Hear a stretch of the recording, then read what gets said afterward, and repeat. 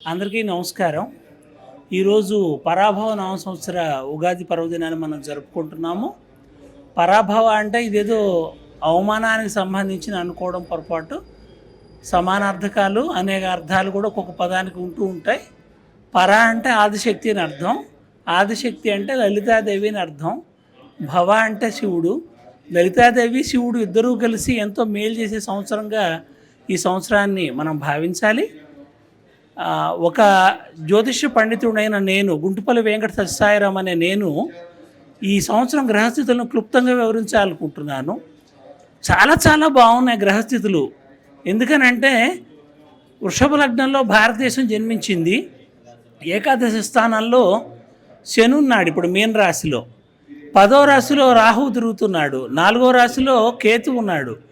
కొద్ది నెలల తర్వాత రాహు మకరంలోకి, కేతువు మరి కర్కాటకానికి వ్యతిరేక గమనంలో వెళతారు. వెళ్ళినప్పుడు అత్యంత అనుకూలతలు జరుగుతాయి. గురుడు యొక్క శుభదృష్టి, శని యొక్క శుభదృష్టి ఒకరికొకరికి జలతత్వపు రాశుల్లో ఏర్పడటం వల్ల పెద్ద పెద్ద ప్రాజెక్ట్ వర్క్స్, అలాగే మహిళలకు సంబంధించి ఈ సంవత్సరం అత్యంత శుభప్రదంగా ఉండబోతుంది. మనం మామూలుగా ఉమెన్స్ డేని మార్చి 8వ తేదీని జరుపుకుంటాం, కానీ ఈ సంవత్సరం మొత్తం ఒక ఉమెన్స్ డే లాగా జరుగుతుందని తెలియజేస్తున్నాను. చాలా చాలా బాగుంది. మీకు, మీ కుటుంబ సభ్యులందరికీ ఉగాది పర్వదిన శుభాకాంక్షలు. నమస్కారం. ఇటువంటి ఉత్తమ కార్యక్రమాలు నిర్వహిస్తున్నటువంటి 99 టీవీ వారికి నా అభినందనలు. ముఖ్యంగా ఉగాది పర్వదినాన్ని మెగాస్టార్ చిరంజీవి గారి చేతుల మీదుగా జరపడం, ఈ పద్మశ్రీ అవార్డు పొందినటువంటి వారికి సన్మానాలు చేయడం, ఇదంతా కూడా చాలా గొప్ప విషయం.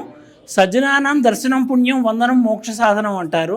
ఇంతమంది సజ్జనుల్ని ఈరోజు 99 టీవీ ద్వారా నేను కలుస్తున్నాను, మీరు కూడా కలుస్తున్నారు. ఇది ఒక గొప్ప విశేషంగా మన 99 టీవీ వారు నిర్వహిస్తున్న ఈ కార్యక్రమాన్ని, ఈ ఉగాదిని మనం ఎప్పుడు కూడా గుర్తుపెట్టుకోవాలని కోరుతున్నాను.